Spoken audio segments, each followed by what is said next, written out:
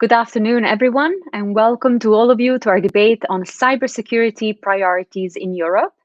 Today's debate hosted by our EIF Steering Committee member, Marina Kaljurand, who is an MEP with the S&D Group from Estonia and a member of the Committee on Civil Liberties, Justice and Home Affairs in the European Parliament, as well as Shadow Rapporteur of the report Digital Services Act and Fundamental Rights Issues posed.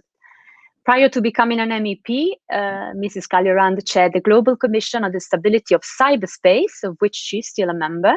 And she also served as Estonian Foreign Minister and has been appointed to serve as the Estonian National Expert at the UN Group of Governmental Experts on Developments in the Field of Information and Telecommunications in the context of international security. Welcome, Marina. Thanks for taking the lead again on this important front at our forum and further to our previous debate on cybersecurity of last June. Today, we are joined by 5 experts to discuss the EU priorities and challenges in the context of cybersecurity certifications and the response to cyber attacks, also in anticipation of the new EU cybersecurity strategy, including the review of the NIS directive. A warm welcome to our speakers, starting with Philippe Blot, lead expert on certification at ENISA, Claire Vishik, Intel Fellow and Chief Technology Officer, Government Markets and Trade Group at the Intel Corporation. Welcome, Claire. And then next up will be Bernardo Costa Pereira, Cyber Attaché at the Portuguese Permanent Representation to the EU. Tomas Jakimavicius, Senior Director of Public Policy Europe at the GSMA. And last but not least, Alexandra Maniati, Director of Cybersecurity and Innovation at the European Banking Federation. I thank you all very much for joining us this afternoon. As always, after listening to our speakers, there will be an exchange of views with the audience, which will take place later in the Q&A session, but we will guide you there when the time comes. We're now ready to start. Marina, the floor is all yours. Thank you, Maria Rosa, and good afternoon, everybody. It's a real pleasure and privilege to host today's discussion together with European Internet Forum. When we started this year and we had the first discussion on cybersecurity, I think nobody of us expected this year become as tragical, challenging, and I would say digital. COVID-19 crisis accelerated all digital topics.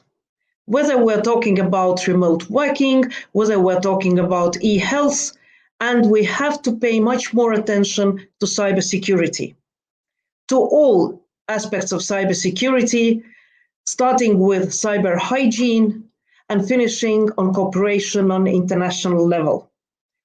This topic is close to my heart, and I'm really pleased to see that it has gained much of political attention, that it is much being discussed in the capitals, in different institutions, in different organizations. And as the member of the European Parliament, I'm happy to cooperate with the Internet Forum to discuss this topic today. And with further ado, I think we can't have a better panel of experts than we have today, from Commission, from Council, from private sector, from organizations. It is exactly the multi-stakeholder approach that cybersecurity needs if it wants to be effective, if it wants to protect us during the digitalization. Cybersecurity should be a priority because we can't escape and we should not escape digitalization. We should be smart to take advantages and benefits of digitalization, and we have to be smart to do it in a safe, secure, and transparent way. I'm looking forward to today's discussion and very much to the Q&A session. Thank you, Maria Rosa, for your kind introduction. Thank you, Marina, for presenting the topic so well. And now over to Philippe Blot with ENISA.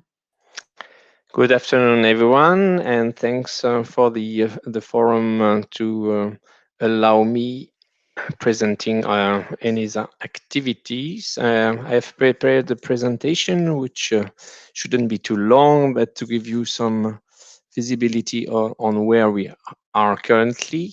So first, let's give you a kind of global overview on the development of schemes.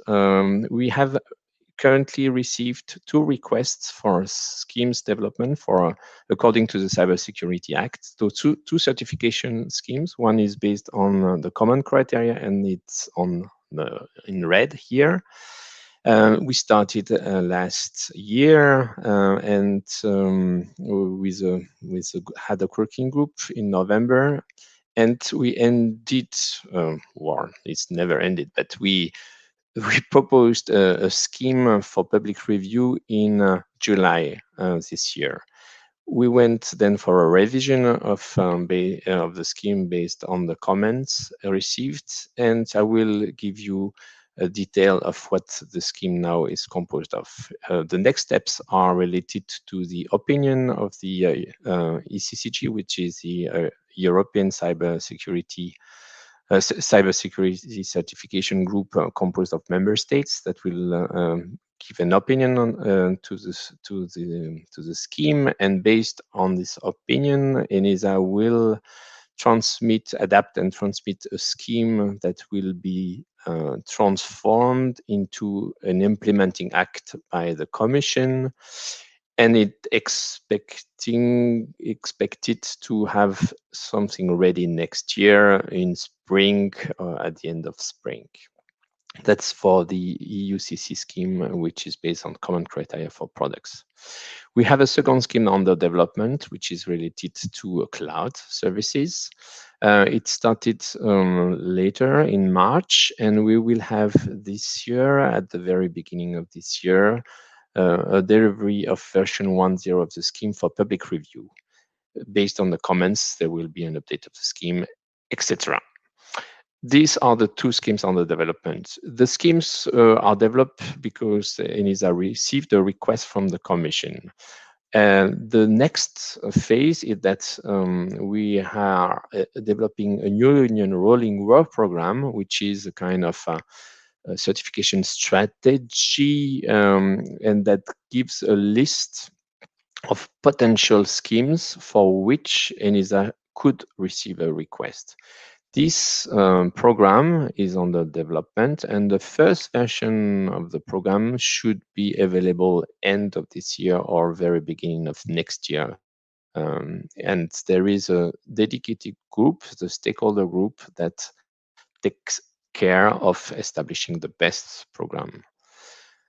On the EU cloud services, the cloud is intended to support all types of cloud capabilities, to support all the assurance levels that are available under the Cloud Security Cybersecurity Act. The Cybersecurity Act, not the cloud, sorry, Cybersecurity Act. Of course, there will be a gradual increase of assurance in scope, depth, and rigor. We are thinking to offer transparency and end user awareness on that allocation. So the scheme should allow customers to take informed decisions. This scheme, and there is a big opportunity here, is designed in order to allow the integration of its requirement into the framework GAIA-X under preparation. On the EUCC scheme, which is for ICT products, I already gave some information on the timelines, and just to give you the information that the scheme is created under ENISA ad hoc working group that has been composed just for this goal, and there were 20 appointed members that represent industry, such as developers, evaluators, and we also included participants from accreditation body and member states as to allow the better integration of member state requirements, as at the end it will become anyway a legal act. So The scheme is about products. It's based on standards, international standard common criteria. And these certification are already present in multiple examples of products that are distributed, such as electronic signature devices, smart cards for identifications on passport, banking cards, tachograph for lorries, and also software products that allow to protect the confidentiality, integrity of information. This is more a scheme that is of a horizontal nature that can be reused by many sectoral domains. It is based, and its goal is to take over the GSMA, which is a mutual recognition arrangement implying several member states, and that has been active for many years. And it takes over the scheme by respecting the existing practices. So we cover all common criteria levels, and it's a full third-party scheme. We also embedded into the candidate scheme improvements due to the Cybersecurity Act, which mostly relate to the monitoring and handling of non-compliances and non-conformities and vulnerability handling and disclosure. And in order to support that, we also introduced a patch management mechanism. That's an important upgrade as to allow the maintenance of the certificates and of the security level of the products. This is, as all Cybersecurity Act schemes, a voluntary scheme unless there is a regulation that asks for mandatory application of the scheme, which maybe is the case, for example, for EDAS, the EDAS regulation that asks for the mandatory certification of some specific items. But in the general case, that it's a voluntary scheme. So in order to promote certificates and associated products, we established a label for that, which will proudly indicate certified in the European Union. The candidate scheme was submitted to the public review, as I said, and received very good feedback, and the participants to the survey indicated their intent to use it, which is a good signal. The candidate scheme has been updated according to the comments received, because in addition to the feedback, we asked also for comments. And this is a version 1.1 that has been submitted for the member states for opinion. And there are of course, more to be undertaken as to fully support and prepare the operation of the scheme. That may relate either to the specific case of EFTA members, for example, cryptography, continuation of existing mutual recognition arrangements, localization of IT services, etc., etc. And one of the big important issue is the transition period and the supporting guidance that we will have to develop.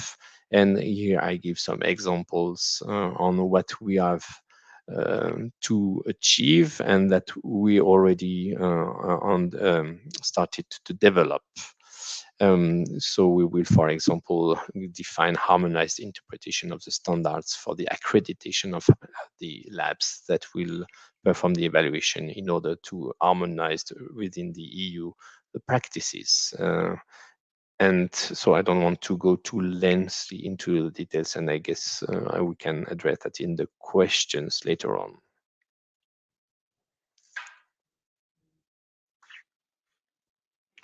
Thank you very much, Philippe, for your presentation and for bringing us up to speed with what's cooking in the ENISA's kitchen. Let's now give the floor to Dr. Claire Vishik with the Intel Corporation to bring in the point of view of the industry. Over to you, Claire. Thank you. Thank you very much. It's great pleasure to be here. After an excellent presentation by the previous speaker, I would like to take a broader view on certifications and their connection to technology and unanswered questions in the technology environment with regard to security and trustworthiness that we have today. Um, when we talk about evaluations and assessments, we take into consideration several classes of issues. They include a lot of areas. They could be technical, business related. They could look at impact and criticality of the issue. They could specifically focus on life cycles, governance, specific legal aspects, for instance, when we talk about privacy and so on. Having participated in the creation of various assessment schemes, I can say that we have a rich standards-driven environment there. But this richness still does not answer all the questions. And this is because there are some unanswered areas in technology. We are talking here about IT, information technology related assessments, evaluations, and certifications. So what drives those unanswered questions? The first one is complexity of the environment that we have today. In multiple domains under which we certify separately. If we are talking about deterministic testing in assessments such as common criteria, if we are talking about secure development lifecycle in other types of assessments, if we are talking about governance where processes and various checklists are taken into consideration, we are operating in multiple domains. But more importantly, today we operate in a very integrated, very complex computing ecosystem. We are talking about super complex areas such as smart cities, but we don't even need to go there because the areas that have become common, such as cloud-related, mentioned by the previous speaker, are extremely complex already, full of different domains. We are talking about computer hardware, software, processes, integration mechanisms, work processes, all those things that make cloud operational, not to count networks that have become increasingly complex as we are moving towards intelligent networks, where edge becomes operational as well, and the traditional network architectures gradually are supplanted by more modern structures. In this very complex environment, we typically build security models for one domain. And one domain could be a very small component of a platform. If we are talking about, for instance, a trusted platform module on a computer, this typically is certified, but this and many other components form a very sophisticated computing platform. How do those certified components work together? How do we deal with the composition of different assessed domains? This question has not yet been answered in a reliable way. And as a result, certification schemes that we have created have certain limitations. But complexity doesn't stop there in the complex systems that we use every day today, be it a computer or a telephone or any other device or a component of the infrastructure. We are moving even further today with the proliferation of intelligent systems and the advent of cyber-physical systems that are independent and intelligent. We are talking about areas such as connected cars, classical cyber-physical systems that have a computing a communication component as well as a physical subsystem. When we are talking about something where communications, computing, and the physical subsystem are operating together, and security needs to be established for all these areas. We need to ensure that we have an integrated assessment approach for such areas as privacy, security, and safety at a minimum. And this is a very complicated issue that we will need to address.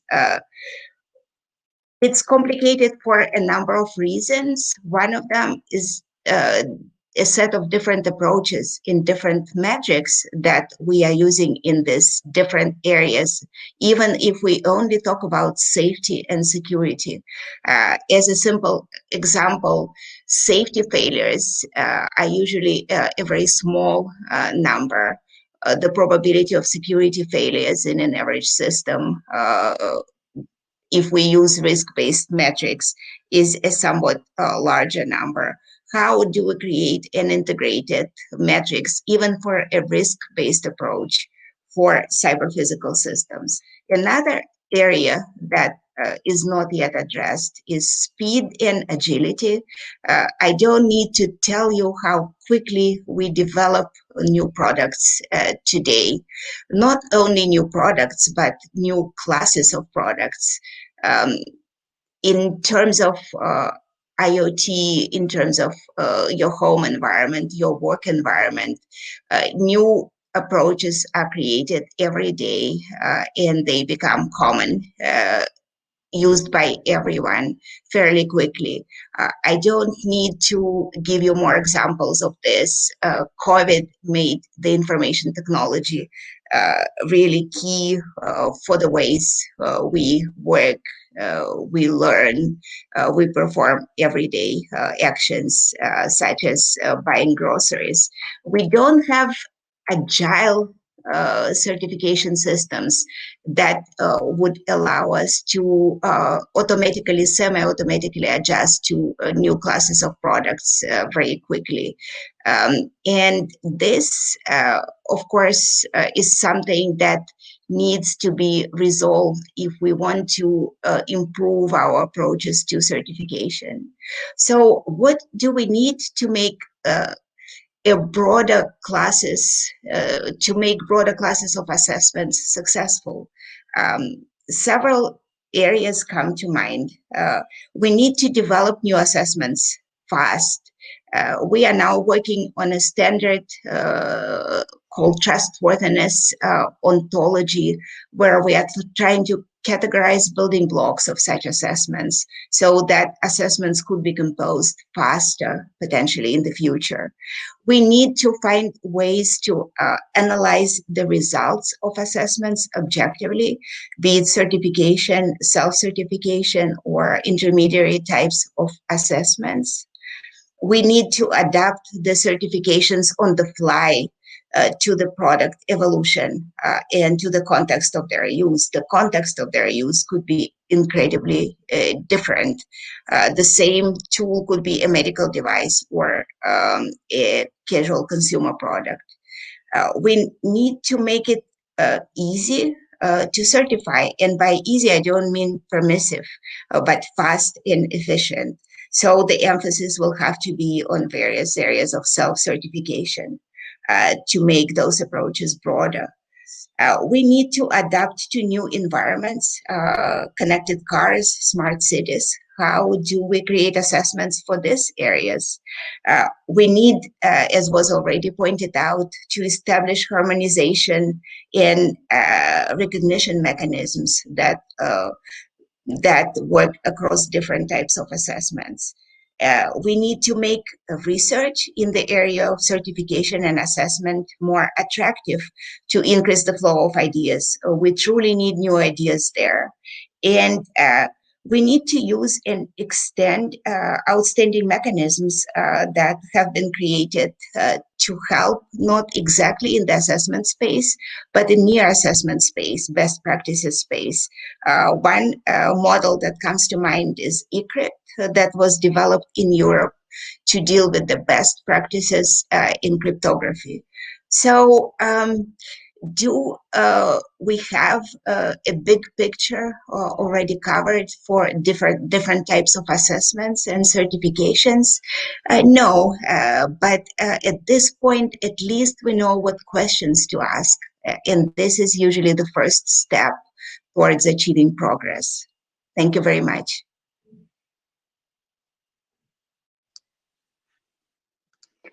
Thank you very much, Claire, for sharing your insights on certification and for reminding us of the many complexity issues that are there and the unanswered questions that are there as well.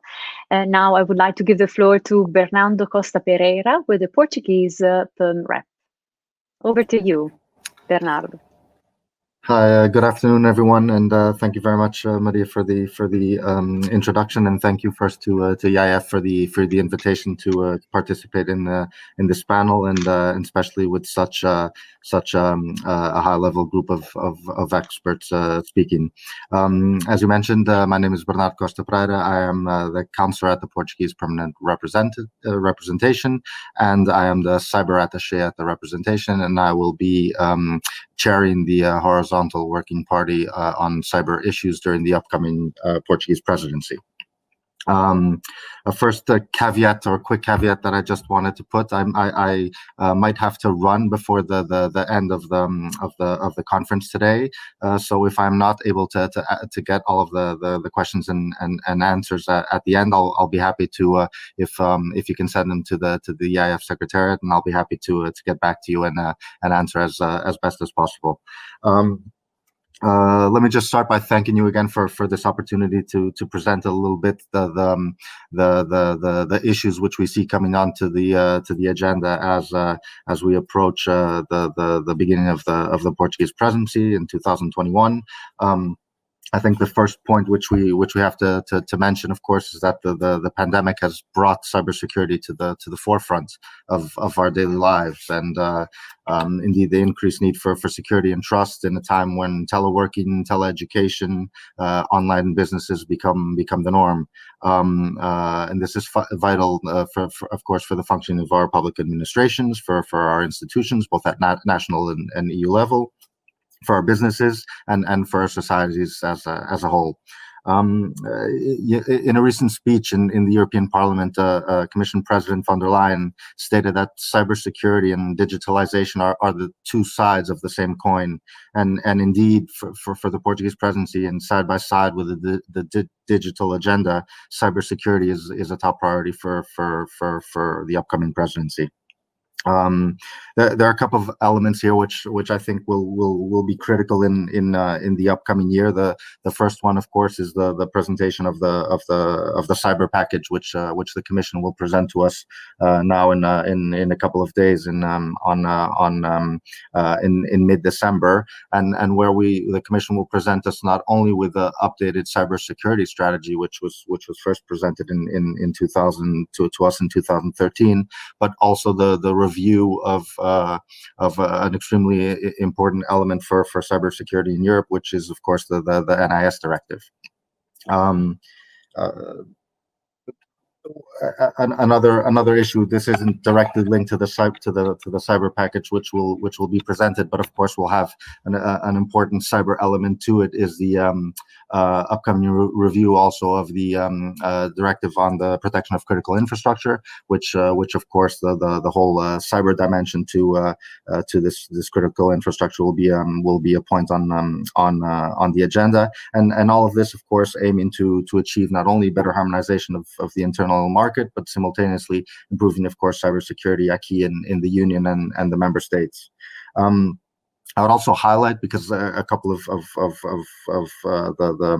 panelists have mentioned this before, the question of certification and the importance of certification. I would highlight the recent adoption of Council conclusions on the cybersecurity of connected devices, which recognize, of course, the importance of this for economic growth and for the higher level of digitalization of society, and the importance of cybersecurity connected devices due to the critical role, of course, of new and emerging technologies such as 5G, cloud computing, artificial intelligence, and the impact that this will have in our societies. Another important element of discussion, which is of course an ongoing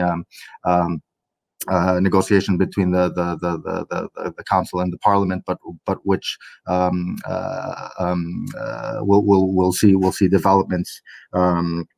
Hopefully very soon is of course the regulation on the European Cybersecurity Competence Center.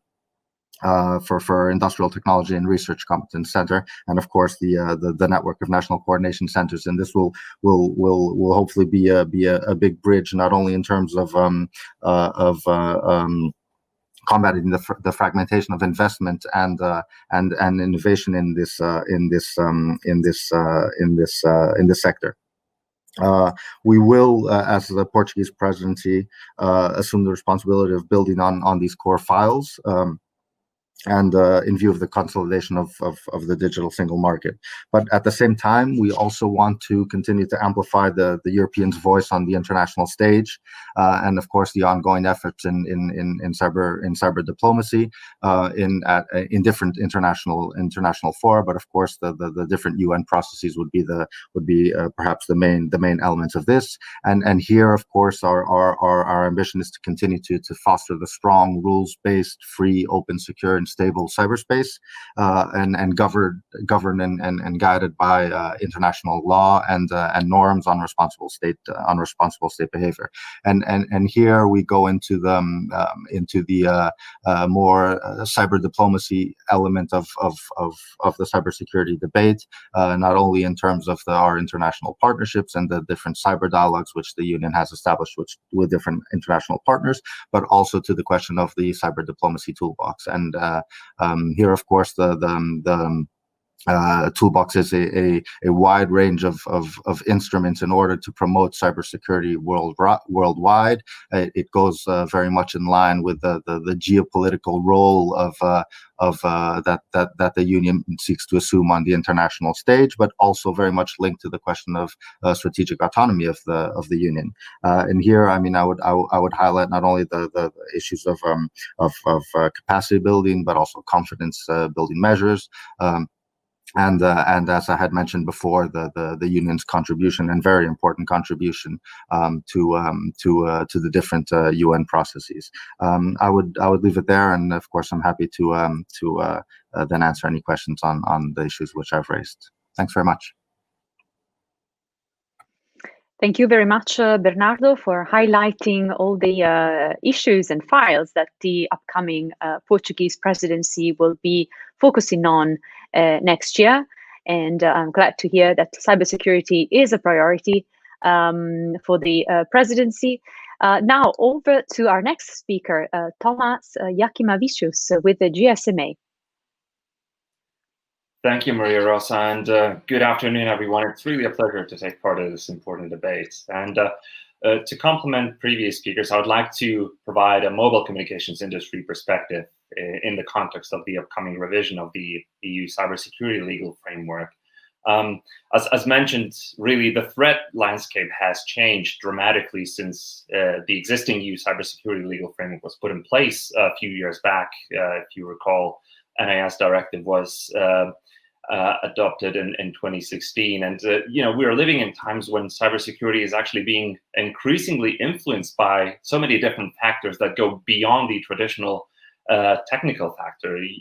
You name it, it's geopolitical, economic, digital, legal. So the landscape really changed dramatically. And on top of all that, as Madam Kaljurand mentioned at the beginning of the debate, we have COVID-19 pandemic, which really highlighted the criticality of maintaining secure connectivity. And this pandemic actually has caused unprecedented challenges, and therefore providing a robust and secure connectivity to all has never been of greater importance. And mobile communications industry plays a great deal in achieving that. And in this context, cybersecurity measures are extremely important to mobile telecoms industry, because we believe that Europe needs that clear and legally sound cybersecurity legal framework, and that the importance of the NIS directive should be enhanced. So with that in mind, it is also important that the certification framework introduced by the EU Cybersecurity Act should be used as an additional means to close the gaps of the NIS directive, particularly with respect to the security of 5G networks, which are very important for telecoms industry. And in this context, the GSMA has already achieved a significant progress when developing Network Equipment Security Assurance Scheme, the so-called, more widely known NISAS scheme. And this scheme is a great example of how industry can contribute with its best practice to achieving a robust certification for the ecosystem players. And well, we hope that NISA scheme could eventually become an EU-approved approach. So for the GSMA operator members, which are in many cases active across multiple countries in the European single market, it is important that this legal framework that provides for a high common level of cybersecurity and legal certainty would be established. And this fragmented set of European and national rules that we have now cannot remain, because inevitably it would lead to market distortions and differing security standards. So in that regard, when thinking about what's coming, NIS directive is going to be proposed in a few days. And we feel the key objectives mainly should be focusing on three key points here. Firstly, it should address all relevant actors, and particularly by including vendors of hardware and software in the scope, because the revision has to achieve a more robust, secure, and resilient digital value chain. And secondly, it should ensure coherence and consistency between different legal instruments that we have now, so to avoid that complexity and redundancy in the application of security requirements. And here I refer to the already existing Electronic Communications Code, the before mentioned Cybersecurity Act, and also the new measures on critical infrastructure protection. And thirdly, the revision should also reduce fragmentation within single market through legislation that provides for a harmonized implementation across the member states. And with that, more legal certainty for pan-European operators would be also introduced. And I think in this context, it is also crucial to know that we need to ensure that those security requirements and response procedures are harmonized as well across the EU member states. In addition, I think it is very important to raise some of the concerns that industry have with regards to Commission's considerations to include telecoms operators further in the scope of the revised NIS directive. And this is important in the context of 5G, because where telecom supply chain disruptions may present an opportunity for Europe to regain sovereignty in some strategically important areas, yet when you think about it, on the other hand, telecom sector weakened by overregulation could be exposed to greater foreign control. So all these required new protection measures come with a price, of course, and I think it is important to mention that, because to provide that safe data ecosystem, we measured at our GSMA intelligence department that Europe needs about 100 billion of investment over the next 5 years. If you take, for example, the US government budget for cybersecurity in 2020 alone is close to 20 billion. China, for example, spent 7 billion on cybersecurity last year. And this is expected to grow at about 25% a year. So for perspective, 100 billion that we need is equivalent to about a tenth of EU member states' combined defense budgets. And I think this is an important perspective to take in. So just to conclude, I'd like to know that if we want really to make this revision a success, the EU needs to take that coherent approach and help achieve not only digital resilience, but also greater security for European networks with that coherent approach. And in that way, I think we would get to the point of delivering that gigabit society for our citizens, which is the true end goal for everyone. Thank you. Thank you very much, Tomas, for sharing some of the industry concerns around the review of the NIS directive. We'll continue the conversation later, of course, but let me bring in the point of view of the banking sector as well with Alexandra Maniati with the European Banking Federation. Thank you, Maria Rosa, and good afternoon from me as well. Starting with a few words to explain who the EBF is. We are the trade association at European level of the European banking sector. We bring together 32 national banking associations from all over Europe, which in turn represents some 3,500 banks, employing around 2 million people. And our mission is to position the European banking industry within the regulatory frameworks, both of Europe, but also at the international level. Now, the digital transformation of banking is one of the three main strategic pillars of the work that we do in EBF. We try to address that holistically by working on all issues that are connected with the efforts of bank to, on the one hand, provide innovative services, and on the other, ensure security and resilience. Objectives that have become, of course, even more relevant following the pandemic environment, as has been already mentioned by the previous speakers. Our work currently focuses, of course, on the European strategy on digital finance, on the data-driven economy and open finance, on digital currencies, the European strategy on payments, cloud in banking, and cybersecurity and the digital operational resilience in the financial ecosystem. What we try to contribute in shaping is, first of all, a technology-neutral and innovation-friendly European framework for financial services. Second, we look for fair competition in the digital market, characterized by a level playing field with proportionate regulation. We look for innovation balanced with proper protection for investors and consumers. And last but not least, we try to contribute in shaping a resilient financial ecosystem with common security requirements, following a risk-based approach and including, of course, critical third-party dependencies. Specifically in cybersecurity, the EBF has been particularly active as we consider it to be the absolute necessary foundation for successful and sustainable digital transformation, and that, of course, does not apply only to financial services. We engage in policy making with all the relevant stakeholders, regulators and supervisors, but we are also very committed to public-private partnerships like the one that we have with Europol's European Cybercrime Center and with ENISA, both for strategic cooperation and also for cyber risk awareness raising campaigns, as we firmly believe in the need to educate the users of digital services.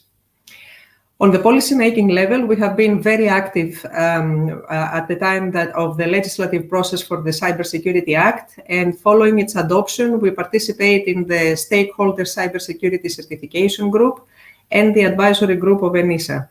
And currently, we are also working extensively on the proposal for DORA, for Digital Operational Resilience Act, and the NIS Directive Review.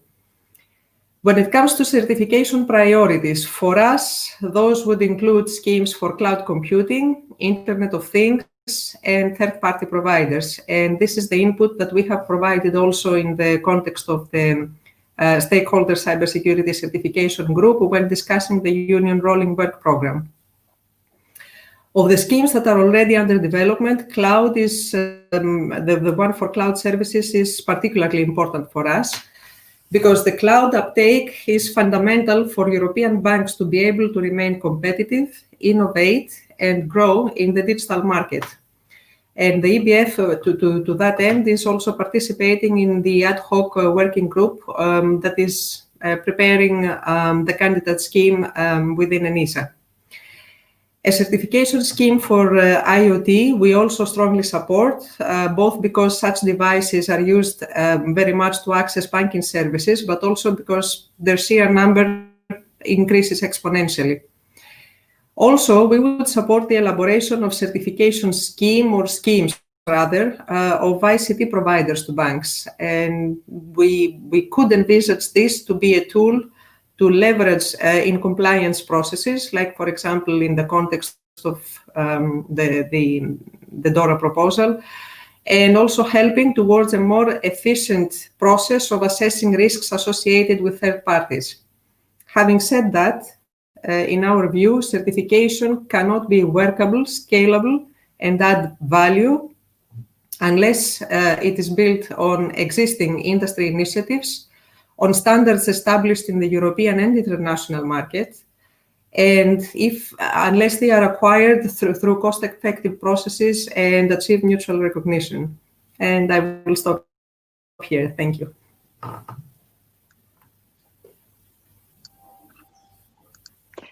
Thank you very much, Alexandra, for your views, and thanks to all the speakers for their interesting presentations. We will now move to the Q&A session, where we can continue the conversation together with our audience in an interactive exchange of views. All you have to do is to click on the Q&A session tab or on the link that you see in the chat box. I will see you all there in a second.